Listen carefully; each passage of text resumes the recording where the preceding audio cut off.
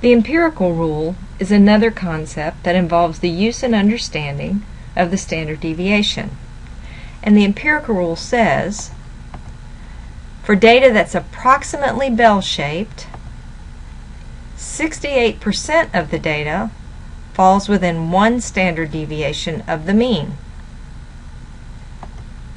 95% of the data falls within two standard deviations of the mean.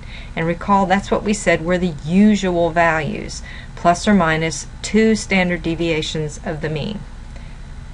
And then 99.7% of the data falls within three standard deviations of the mean. So almost all of it is within three standard deviations of the mean.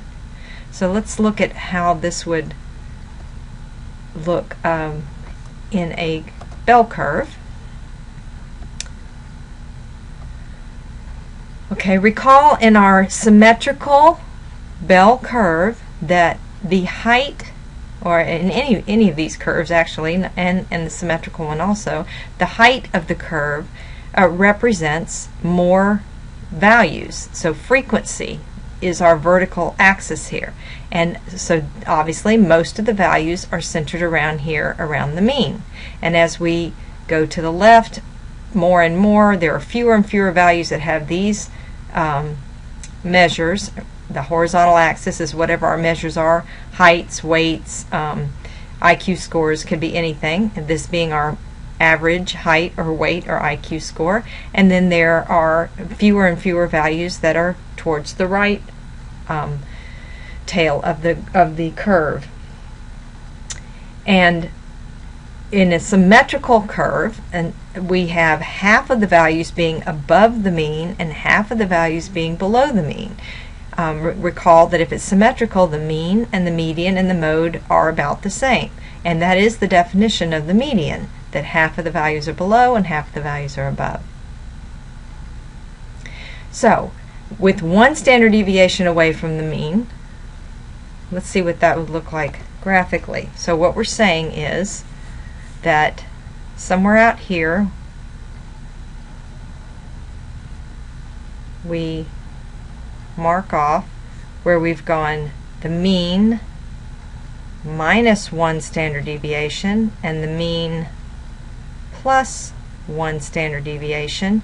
And so this area here represents 68% of the data.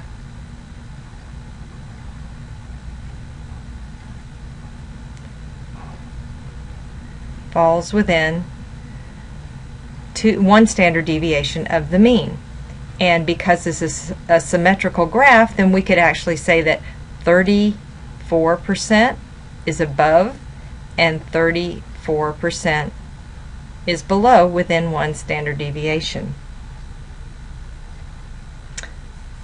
Okay, let's look at the same curve, but now we want to go out to two standard deviations, a little further out here.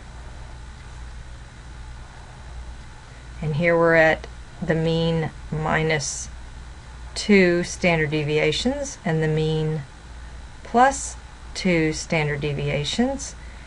And so this represents, this area in here represents 95% of our data.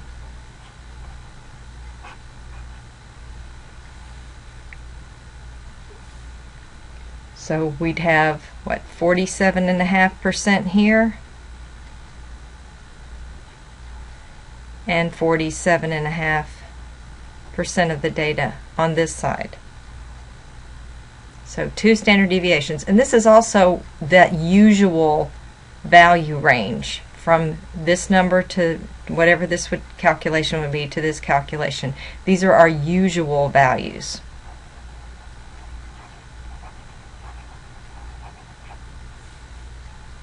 Okay, and then finally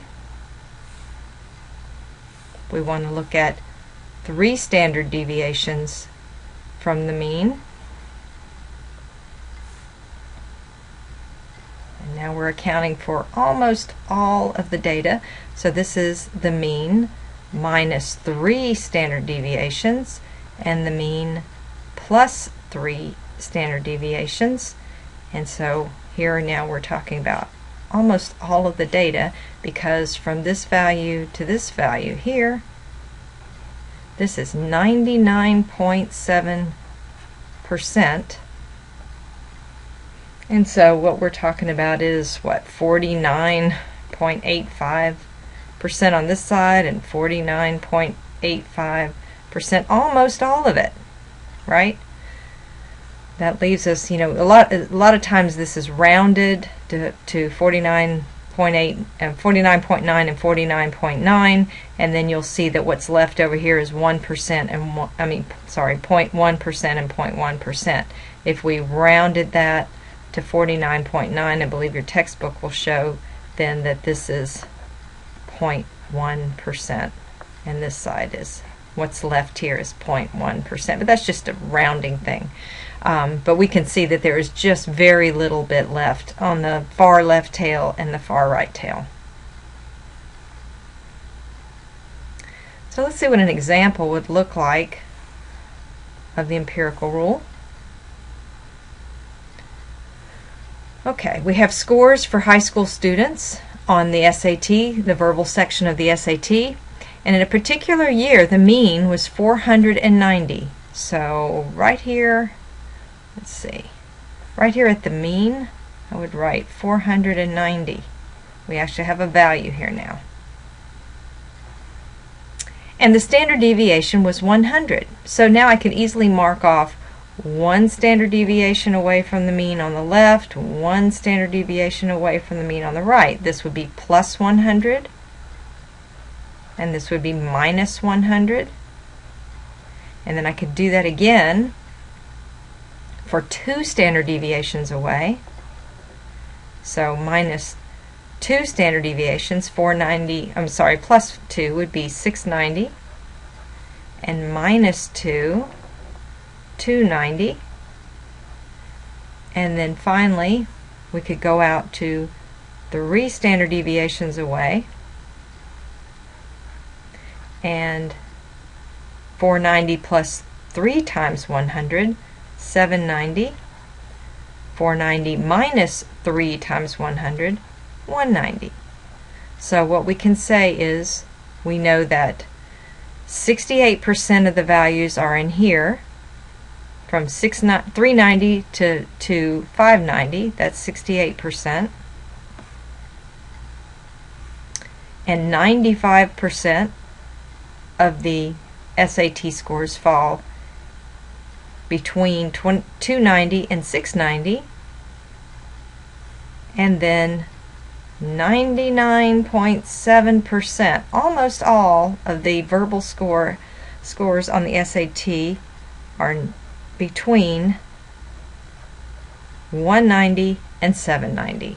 Okay, now that we know that, let's see if we can answer some questions about this problem. So our first question would be, what percentage of students scored between 390 and 590? Well, we already worked that out, right? 390 was 1 standard deviation below the mean, 590 was 1 standard deviation above the mean, so we could see that about, you know, this is all approximate, we would say about 68% of the students scored in that range. Okay. Another question might be that one student scored 795 on this verbal portion of the SAT. How did this student do compared to the others on this test? Well, 795, let's see, would be way out here, right? 795 in that last little remaining 0.1% that we saw before. So this student, because of that, because we're way above that, we could say that this student had an excellent score. This is an excellent score, obviously. Probably one of the highest scores on the test, since there are just so few above 790. This is above 3 standard deviations above the mean. Definitely not in the usual values, which would be within that 95%. And finally, another question. There's an exclusive university that admits only students who are among the highest 16% of the scores on the test. So what score would a student have to make to meet that criteria of the top 16%? Well, we know that right here in this between 390 and 590, 68% of the students scored here. And since this is a bell curve that is symmetrical, we know that here, below and above, this is the same because it's symmetrical, and so it would be what's left after we account for the 68%. Well, that would be 32%, right? So we'd have 16% below and 16% above this value. So in order to have one of the top 16% scores, a student would have to score above 590. So that's how we could answer this, above 590. That would put them in this top 16% category.